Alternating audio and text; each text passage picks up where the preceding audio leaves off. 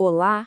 Vamos mergulhar hoje no universo da saúde nutricional, mas de um jeito diferente, através dos dados. A gente vai desvendar como gráficos e números são, na verdade, ferramentas essenciais que ajudam a cuidar da saúde desde o primeiro dia de vida. Vamos nessa? Para começar, olha só esse número: 58%. Parece um número grande, né?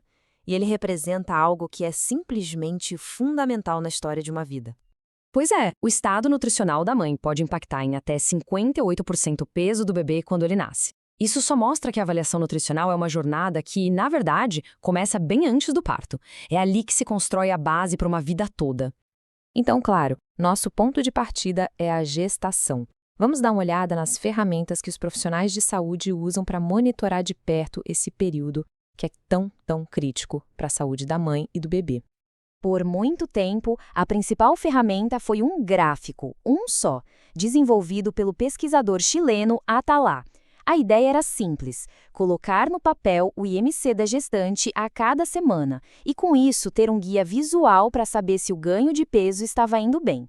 Para a coisa ficar mais clara, vamos imaginar a Sônia. Ela chega na primeira consulta com 11 semanas.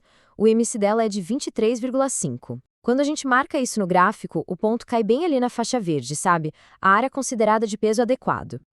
Aí, na consulta seguinte, já com 20 semanas, o IMC dela subiu um pouquinho, para 24,5. A gente vai lá e marca esse novo ponto no gráfico. Quando ligamos o primeiro ponto ao segundo, uma curva começa a se formar. E é a direção dessa curvinha que vai contar toda a história. E aqui está o pulo do gato. Se a curva está subindo, ótimo, sinal de que o ganho de peso está saudável. Agora, se a linha ficar reta, na horizontal, opa, é um alerta. O ganho de peso parou. E se a linha começa a descer, aí o sinal é de risco mesmo, porque indica perda de peso. É um diagnóstico visual, rápido e direto. Mas claro, a ciência não para, né? A gente evoluiu. Então vamos ver agora uma abordagem mais moderna, mais personalizada, que entende que nem toda gestação começa do mesmo ponto. O modelo que foi desenvolvido pelos pesquisadores brasileiros Cassir e Carrilho e que hoje o Ministério da Saúde adota, tem uma sacada diferente. Em vez de um único gráfico para todo mundo, ele traz curvas diferentes, uma para cada estado nutricional da mulher antes de engravidar. O processo é bem direto. Primeiro, a gente vê qual era o IMC da mulher antes da gravidez. Depois, escolhe o gráfico certo para aquela categoria e, a partir daí, o que se acompanha não é mais o IMC em si, mas o ganho de peso total acumulado. É uma forma muito mais individual de olhar para essa jornada. Ok, o bebê nasceu. Agora o jogo muda. A gente precisa de um novo kit de ferramentas, porque o foco passa a ser garantir que a criança está crescendo e se desenvolvendo de forma saudável. Para as crianças de até 5 anos, a gente foca em 3 indicadores principais. O peso para a idade dá uma foto geral do momento. A altura para a idade mostra a saúde a longo prazo, o tal do crescimento linear. E o IMC para a idade avalia se o peso e a altura da criança estão conversando bem, se são proporcionais. E para entender esses indicadores, a gente usa 2 medidas. A primeira é o percentil. Pensa assim, é como colocar 100 crianças da mesma idade em uma fila.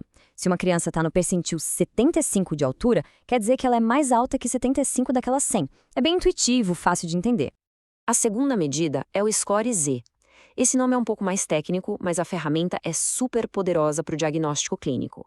Basicamente, ele nos diz com precisão o quão distante uma medida está da média esperada para a idade e sexo daquela criança. Então, tá, qual usar? O percentil é ótimo para uma conversa geral, para um acompanhamento de rotina. Já o Score Z é a ferramenta que os profissionais usam para investigar mais a fundo, para identificar desvios de crescimento que precisam de uma atenção especial. Vamos pegar um exemplo prático. Um menininho de 1 ano e 7 meses, medindo 77 centímetros.